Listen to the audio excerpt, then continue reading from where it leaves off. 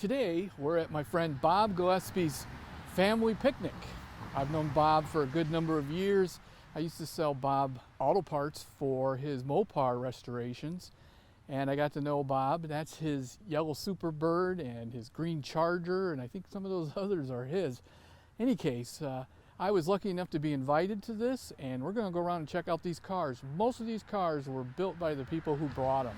So let's go see what we can find.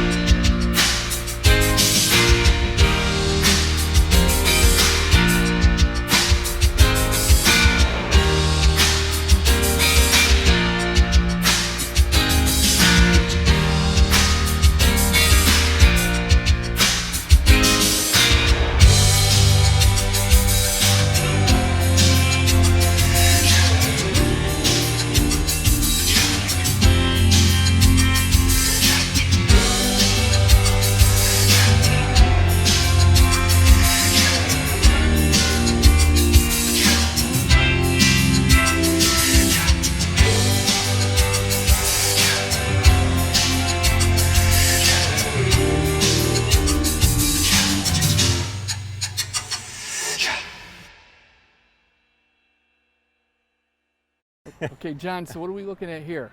So this is a 63 Studebaker Gran Turismo Hawk. This was the end of, near the end of Studebaker's production down in South Bend. And this car is unique in that it's equipped with a supercharger. It's equipped with a high performance package. That included the supercharger, disc brakes, front and rear sway bars, traction bars. It even has red instrument lighting because the head of Studebaker at the time was a pilot. Oh. And most of the aircraft in those days had red panel lighting, and so that was kind of one of the gimmicks to, you know, emphasize speed. So his intention was to take all the stuff that they had done for the Avanti, which was their new sports car, right, and add it to the Lark and the Hawk. And so this car is one of 48 that was built with the high performance package. Wow. And this color is called Super Red, and it was only available if you got the high performance package. Okay, and so with that supercharger, what's the horsepower? It's about 289 horse. That's a lot for the time. It is, and it's a small engine. It's a 289 Studebaker manufactured, and it's one of these cars that doesn't look like much, but when you get on the road, it's fun to drive. Well, to me, it's luxury and it's speed at the same, right? And it's got the best name in the world for a car. Yeah, it was kind of a they were trying to compete with cars like the T-Bird. Mm-hmm. You know, this personal luxury car. It has bucket seats, and you know, it's very comfortable. I've driven it about 40,000 miles in the 30 years I've had it. And so you've owned it for 30 years. Did you do the restoration, or does it always look like this since you've owned it? No, it was pretty well beat when I bought it. Mm-hmm. Actually, it's closer to almost 40 years since I've had it. Wow. But I restored it once. We painted it in a friend of mine's garage. Mm-hmm. And then after about 25 years, the lacquer was starting to show its age, so I had it repainted. So you still lacquer, or you went clear coat this time? No, this is a clear coat. Right, most people do. Well, you know, it looks really cool. Now let's look at the inside here. So there's the bucket seats.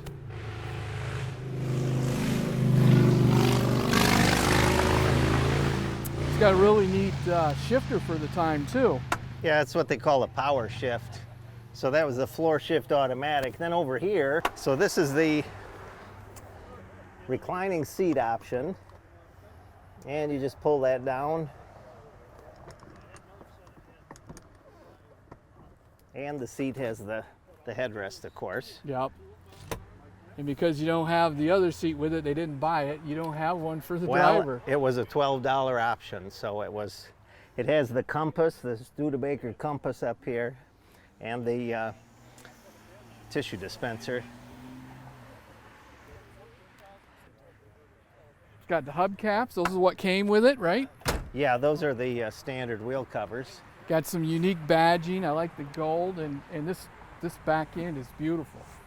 Yeah, this was a grill that they tried to make they tried to make a rear grill. Mm-hmm. And that's one of the most expensive pieces to find on the car, but fortunately I've got one. I bet. So how long did it take you to do the restoration? It was about 2 years at the time. And that was working in a small garage and doing a lot of the body work. I did not, my buddy painted it, but I did all the prep work for it. Okay. Well, it's a beautiful car, and thanks for sharing it with us. Okay, thank you. Yep.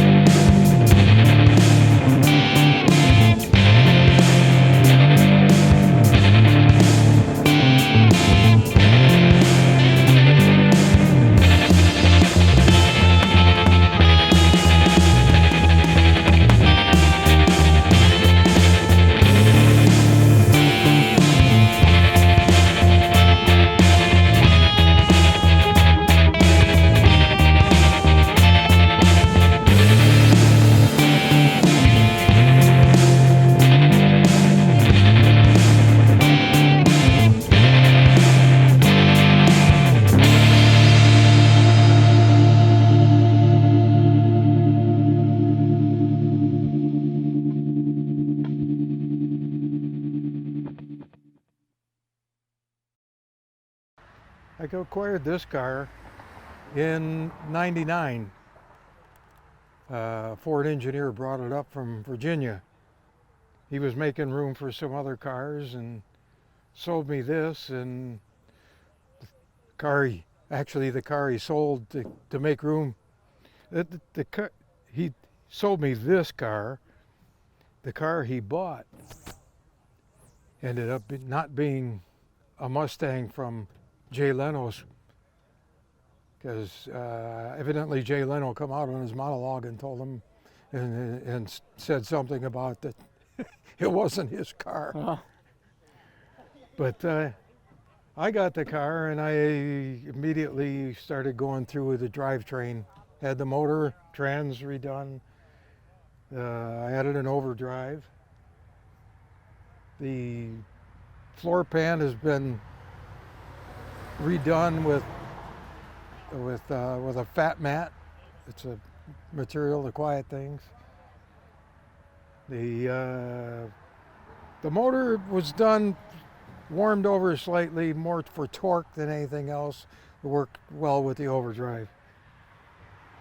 The other thing was the overdrive unit. The American Eagle is a 33 1/3 reduction, so the 3200 at 70 went just under 2,000. So Did you go through the engine yourself? I had an outside company do it. They're no longer with us. How long did it take you to restore the car? Bits and pieces, about 6 years. And is this the factory color? Yeah, Jamaican yellow. Jamaican yellow. And how many are made in this color, do you know? I don't know. That's a good question.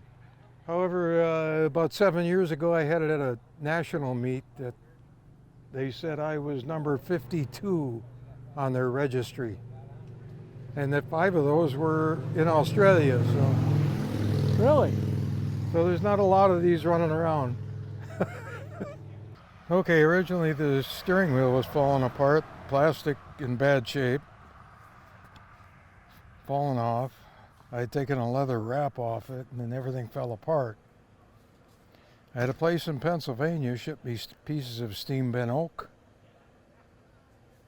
which you get on a radial saw, go perfect halves, notch halves for the bar that goes into the hub. Take the 7/16 bar down to 3/8 inside outside with a grinding tool there inside.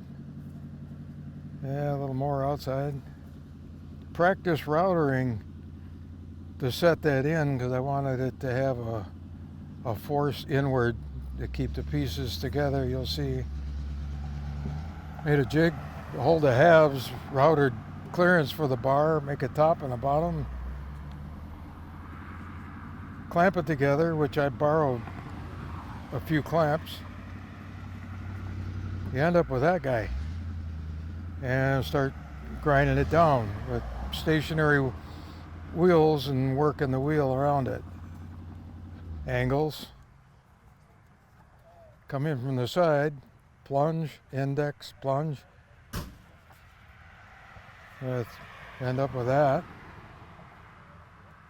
And we fill in the cutaways with epoxy, black, and stain. 11 coats of clear. That is beautiful. That's been on there about 9 years now. Beautiful.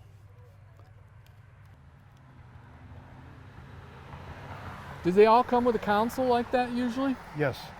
All the Cyclone GTs. Beautiful dash. So that's a Cyclone Comet. Comet Cyclone GT. And those are the factory wheels? Those are the styled steel wheels. If I understand, they were a dealer option. In the brochures, you'd see that these cars come with a I believe it was a stainless steel hubcap that looked like a chrome wheel, but just plain wheel style.